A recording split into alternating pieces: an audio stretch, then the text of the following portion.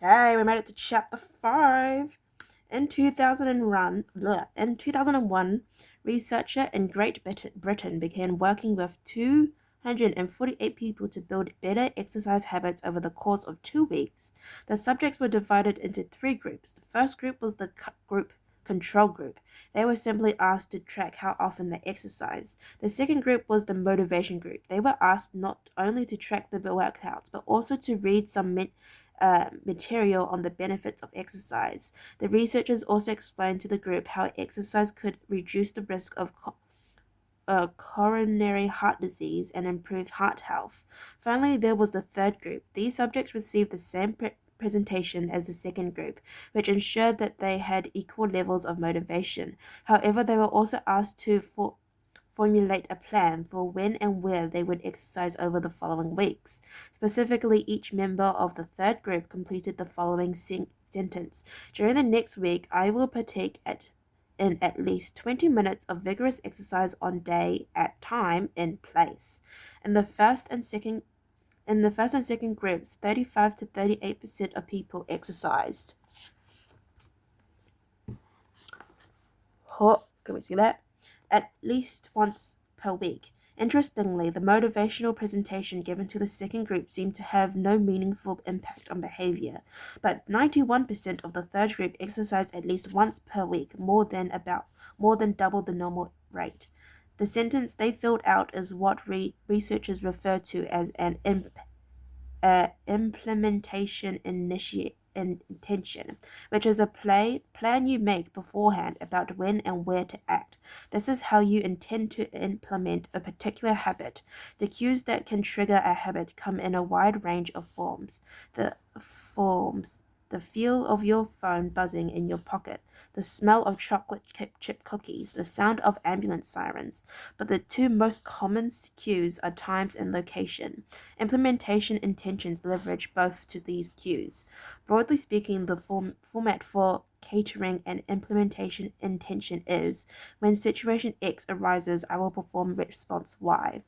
Hundreds of students have shown that implementation intentions are effective for sticking to our goals, whether it's writing down the exact time and date of when you will get a flu shot or recording the time of your colonoscopy appointment.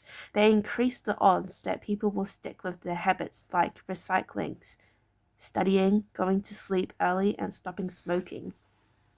Researchers have even found that voters' turnout increases when people are forced to create implementation intentions by answering questions like, what route are you taking to the polling station?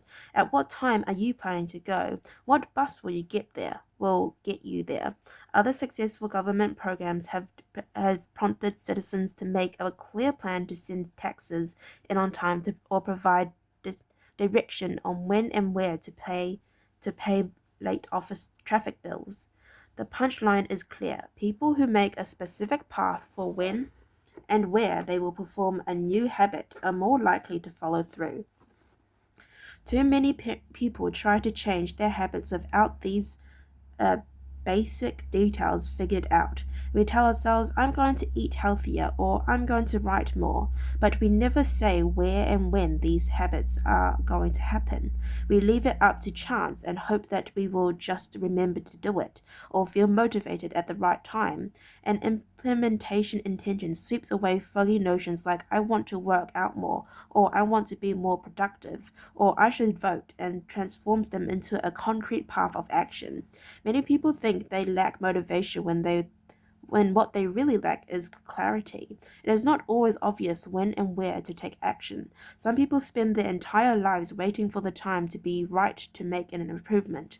Once an implementation intention has been set, you don't have to wait for inspiration to strike.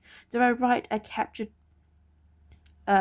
today or not? Do I meditate this morning or at lunch? When the moment of action occurs, there is no need to make a decision. Simply follow your predetermined plan. The simple way to apply this strategy to your habits is to fill out this sentence. I will behavior at time and location.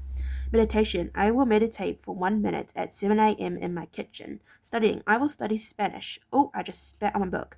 For 20 minutes at 6 p.m. in my bedroom. Exercise. I will exercise for 1 hour at 5 p.m. in my local gym. Marriage. I will make my partner a cup of tea at 8 a.m. in the kitchen. If you aren't sure where to start your habit, try the first day of the week, month, or year. People are more likely to take action at those. Oh, I forgot to start the timer. At those, wow, it's so, yeah, there you go. Those times, because hope is usually higher. If we have hope, we have a reason to take action. A fresh start feels motivating. There is another benefit on implementation intentions. Intentions, being specific about what you want and how you will achieve it, helps you say no to things that derail progress, distance your attention, and pull you on off course. We often say yes to little requests because we are not clear enough about what we need to be doing instead. When your dreams are vague, it's easy to rationalize little exceptions all day long and never get around to the specific things you need to do to succeed. Give your habits a Give your habits a time and a space to live in the world. The goal is to make the time and location so obvious that with enough repetition you get an urge to do the right thing at the right time, even if you can't say why. As the writer Jason noted, obviously you're never going to just work out without conscious thought, but like a dog salivating at a ball, maybe you start to get antsy around the time of day you normally work out. There are many ways to use implementation and intentions in your life and work. My favorite approach is one I learned from Stanford professor B.J. Fogg, and it is a strategy I refer to as habit stacking. Habit stacking, a simple plan to overhaul your habits. The French philosopher Denis Diderot lived nearly his entire life in poverty, but that all changed one day in 1765. Daughter was about to be married, and he could not afford to pay for the wedding. Despite his lack of wealth, was well known for his role as the co-founder and writer of Yep, one of the most comprehensive encyclopedias of the time. When Catherine the Great, the Empress of Russia, heard of financial troubles, her heart went out to him. She was a book lover and greatly enjoyed his encyclopedia. She offered to buy Diderot's personal library for £1,000, more than £150,000 today. Suddenly, Diderot had money to spare. With his new wealth, he not only paid for the wedding, but also acquired a scarlet robe for himself. Diderot's scarlet robe was beautiful, so beautiful in fact that he immediately noticed how out of place it seemed when surrounded by his more common possessions. He wrote that there was no more coordination, no more unity, no more beauty between his elegant robe and the rest of his stuff. Soon felt the urge to upgrade his possessions. He replaced his rug with one from Damascus. He decorated his home with expensive sculptures. He bought a mirror to place above the mantel and a better kitchen table. He tossed aside his old straw chairs for a leather one.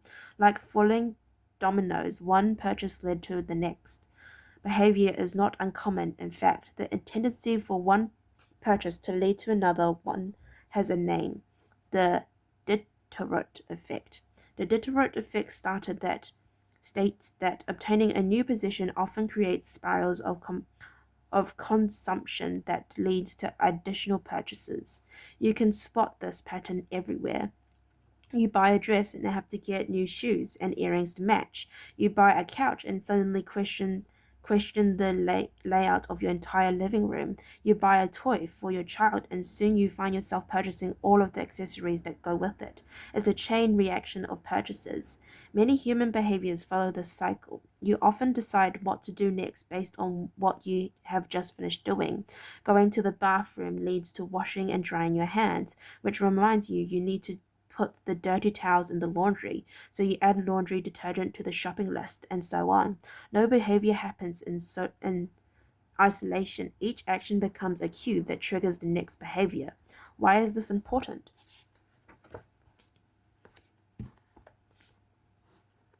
When it comes to building new habits, you can use the connectedness of behavior to your advantage. One of the best ways to build a new habit is to identify a current habit you already do each day and then stack your new habit on top. This is called habit stacking. Habit stacking is a special form of an implementation intention. Rather than pairing your new habit with a particular time and location, you pair it with a current habit. This method, which was created by Fogg as part of his Tiny Habits program, can be used to design an obvious cue for nearly any habit. The habit stacking formation is after a current habit, I will new habit.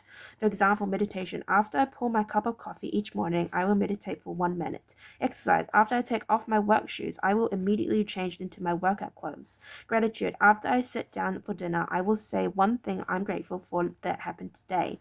Marriage. After I get into bed at night, I will give my partner a kiss. Safety. After I put on my running shoes, I will text a friend or family member where I am running and how long it will take. The key is to tie your desired behavior into something you already do each day. Once you have mastered this basic structure, you can begin to create larger stacks by chaining small habits together. This allows you to take advantage of the natural momentum that comes from one behavior leading into the next, a positive version of the direct effect. Your morning routine habit stack might look like this. Wait, let's get here. Habit stacking. Habit stacking. 1. Cue. Craving. Purpose. Reward. Cool. 1. After I pour my morning cup of coffee, I will meditate for 60 seconds. 2. After I meditate for 60 seconds, I will write my to-do list for the day. 3.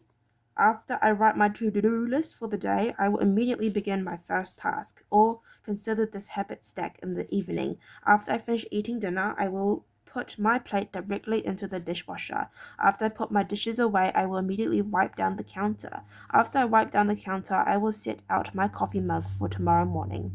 You can also insert new behaviors into the middle of your current routine. For example, you may already have a morning routine that looks like this. Wake up, make my bed, take a shower.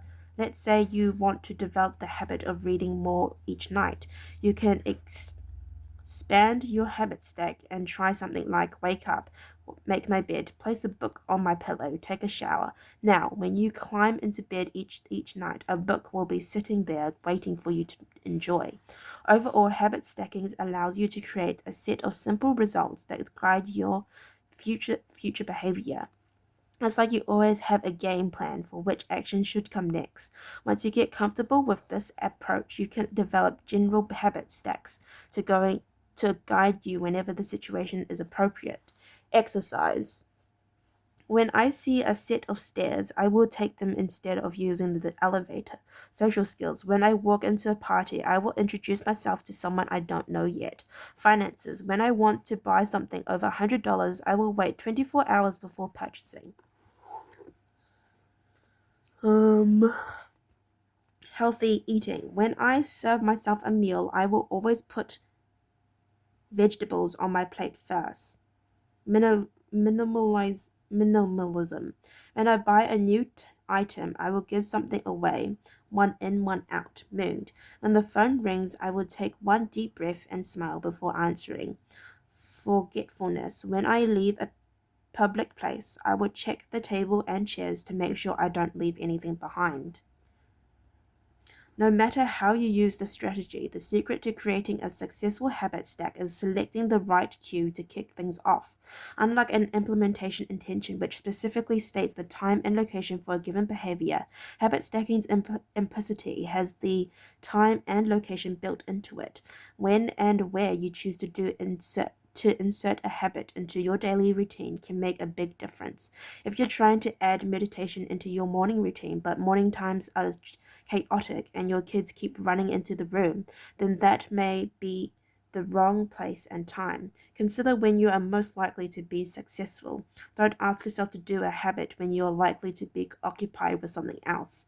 Your cue should also have the same frequency as your desired habit. If you want to do a habit every day, but you stack it on top of a habit that only happens on Mondays, that's not a good choice. One way to find the right trigger for your habit stack is by brainstorming a list of your current habits. You can use your habit scorecard from the last chapter as a starting point. Alternatively, you can create a list with two columns. In the first column, write down the habits you do each day without fail. Okay, for example, this is going to be over 15 minutes. Oh, I made it to the end of the chapter. That's great. We'll just read the end of the chapter. Get out of bed, take a shower, brush your teeth, get dressed, brew a cup of coffee, eat breakfast, take the kids to school. Start the workday, eat lunch, end the workday, change out of work clothes, sit down for dinner, turn off the lights, get into bed. Your list can be much longer, but you get the idea. In the second column, Write down all the things that happen to you each day without fail. For example, the sun rises, you get a text message. The song you are listening to ends. The sun sets. Armed with those two lists, you can begin searching for the best place to layer your new habits into your lifestyle. Habit stacking works best when the cue is highly specific and immediately actionable. Many people select cues that are too vague. I made this mistake myself. When I wanted to start a push-up habit, my habit stack was when I take a break for lunch, I would do 10 push-ups. At first glance, this sounded reasonable, but soon I realized the trigger was unclear. Would I do my push-ups before I ate lunch? After I ate lunch? Where would I do them? After a few inconsistent days, I changed my habit stack too. When I closed my laptop for lunch, I would do 10 push-ups next to my desk. Admitting ambiguity gone. Habits like read more or eat better are worthy causes, but these goals do not provide instruction on how and when to act. Be specific and clear. After I close the door, after I brush my teeth, after I sit down at the table, the specificity the specificity specificity, yeah, sure, is important. The more tightly bound your new habit is to a specific cue, the better the odds are that you will notice when the time comes to act. The first law of behavior change is to make it obvious. Strategies like implementation, intention, and habit stacking are among the most practical ways to create obvious cues for your habits and design a clear plan for when and where to take action. Okay, well, thank you for listening to read chapter 5. Looks like it only took 20 minutes. If you'd like to listen to me read chapter 6 or however long it takes me to read 15 minutes of the next chapter, then please stay tuned and hopefully I'll see you next time. Bye bye.